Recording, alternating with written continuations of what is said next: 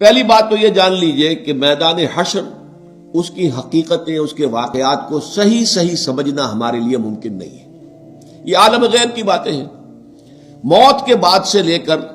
جو شروع ہو جاتا ہے عالم برزخ، پھر بعث بعد الموت، قیامت، حساب کتاب، جنت دوزخ، اس کی جو بھی ہمیں معلومات قرآن میں دی گئی ہیں بس اس پر اکتفا کرنا چاہیے، اس کی زیادہ باریکیوں میں نہیں جانا چاہیے، اس لیے کہ اس کی اصل حقیقت ہم نہیں جان سکتے۔ وہ تو وہیں جائیں گے تو کھلیں گی باتیں کہ ہاں یہ بات تھی جو فرمائی گئی تھی، یہ بات تھی جو کہی گئی تھی۔ تو نقشہ کچھ ایسا سامنے آتا ہے کہ ایک تو معاملہ ہوگا کافر اور مسلم کے درمیان تقسیم ہو جائے گی، یہ کفار تھے جائیں جہنم میں سیدھے، یہ مسلمان ہیں۔ اب مسلمانوں میں پھر واقعی جو سچے مسلمان ہیں اور جو جھوٹ موٹ کے مسلمان بنے ہوئے، ان کے دل میں حقیقی ایمان نہیں ہے، منافق ہیں،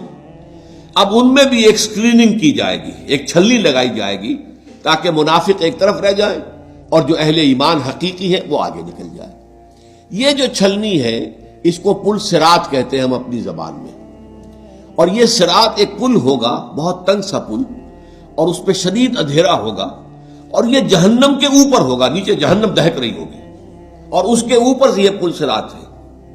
اور اس اندھیرے کے اندر ظاہر بات ہے کہ ٹھوکر کھا کے گر پڑنا جہنم کے اندر، یہ بالکل قرین قیاس ہے۔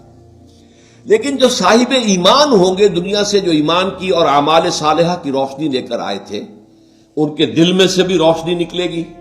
اور اعمال صالحہ کا کمانے والا یہ داہنا ہاتھ ہوتا ہے، داہنی طرف سے بھی روشنی نکلے گی۔ اس روشنی کے اندر وہ پل کو دیکھتے ہوئے راستہ طے کر کے اور وہ جنت میں داخل ہو جائے گا۔ لیکن جن کے پاس وہ روشنی نہیں، نہ ایمان تھا نہ اعمال صالحہ تھے، وہ جو ہے وہ ٹھوکریں کھائیں گے، گریں گے اور جہنم میں نکل جائیں گے۔ یہ ہے جسے ہم عام اپنی زبان میں پل، تو اردو کا لفظ عربی میں تو نہیں ہے، پل صراط ہم جس کو کہتے ہیں وہ یہ ہے، اور اس کا نقشہ جو ہے دو جگہ کھینچا گیا ہے۔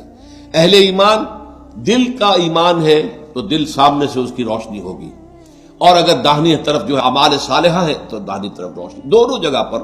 اور یہ بات بڑی اہم ہے، قرآن مجید میں جو اہم ترین مضامین ہیں وہ کم سے کم دو جگہ ضرور آتے ہیں، یہ میں نے بارہا آپ کو بیان کیا ہے، اس کو تلاش کرنا ہوتا ہے، اور پھر ایک مقام سے دوسرے مقام پر روشنی پڑتی ہے، اس کی مزید چھرا حاصل ہو جاتی ہے، اس کے بارے میں کوئی ایک پہلو جو ایک جگہ واضح نہیں تھا دوسری جگہ واضح ہو جاتا ہے۔